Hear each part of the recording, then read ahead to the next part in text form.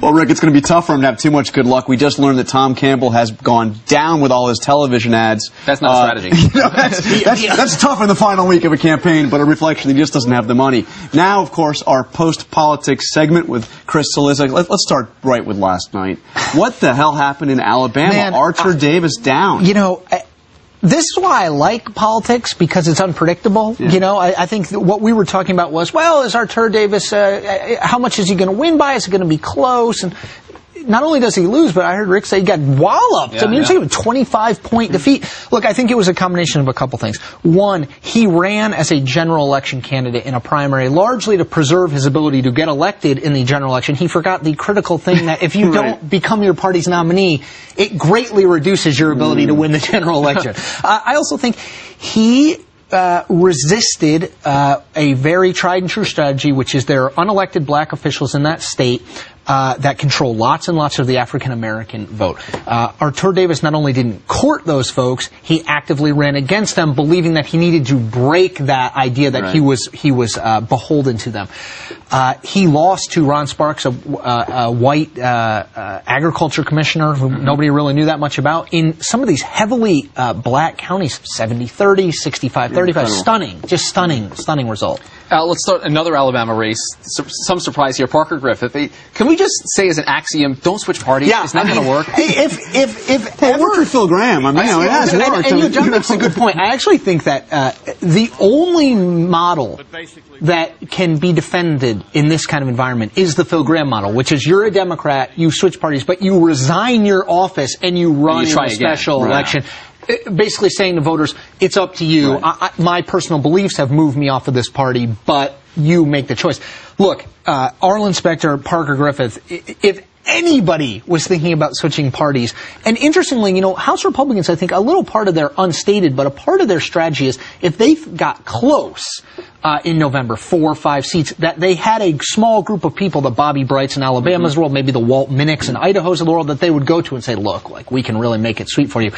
I think that becomes more difficult now because they look at the scattered bodies along the road. I guess the only question is whether the switches to independent are going to be any different. If a Charlie Crist, for instance, or Lincoln Chafee in Rhode Island have any more luck. Tim Cahill, the state treasurer in Massachusetts, running for governor, switched from D to I. You know, Crist, I think, is going to be our test case. It's Florida, so it's important in and of itself. He's well known. And the arrest of the former party chairman is going to help him out down there. Golly. I mean, I think we all knew that Jim Greer, might have been that job might have been a little bit of a reach for him when Charlie Crist put him into it. I don't think, well, I'll speak for myself. I certainly didn't think he would wind up arrested. The guy's behind bars right now. Mugshot. That runs well in a campaign ad. We mentioned earlier in the show this ad that's been running against Blanche Lincoln, League of Conservation Voters. Take a look at some of what is being said about her on the airways.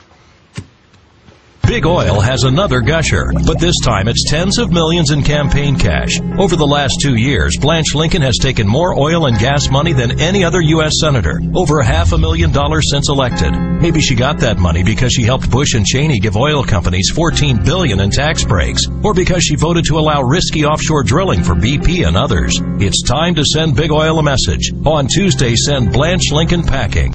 Yeah, sending Big Oil a message through Blanche Lincoln has got to be a devastating message this close to a primary. You know, you have all the kind of hot button images there. You have the rig on fire. You have the potentially even more difficult image of the smirking George Bush and Dick Cheney, in a Democratic primary. I mean, you've really got the kind of every touchstone, emotional touchstone for Democratic primary voters. And it is in keeping with the argument being made by her opponents, which is she's just taken too much money from these special interests, and as a result, she works for them, not you. So what's the bottom line? That race is next week. What happens to her? My operating assumption is that she comes up a little bit short. She got 45.5% of the vote on May 18th. Bill Halter, Lieutenant Governor, got 43.5%. D.C. Morrison, my favorite Dickensian nickname candidate. I mean, it's a bad time to be running D.C. Got 13%. The theory in this is that if you weren't for Blanche Lincoln on May 18th as an Arkansas Democratic voter, why are you for her on June 8th? It seems to me that Halter wins enough of the D.C. Morrison voters, who heck knows who they are, but wins enough of the D.C. Morrison voters to who was actually running from her right, but running from her ideological right. The question is, was it an ideological primary vote, or was it against her? And I think it was against her. That's my belief. Throw some oil on top of it. By the way, it would be the third sitting incumbent to lose. Bob Bennett, Arlen Specter, most since 1980. Pretty incredible. Chris Cillizza, it's Post Politics, The Fix blog, WashingtonPost.com. Thanks for being here. Thanks, guys. And that's it for Top Line. All right, Twitter.com/the Note. Keep the conversation going. So.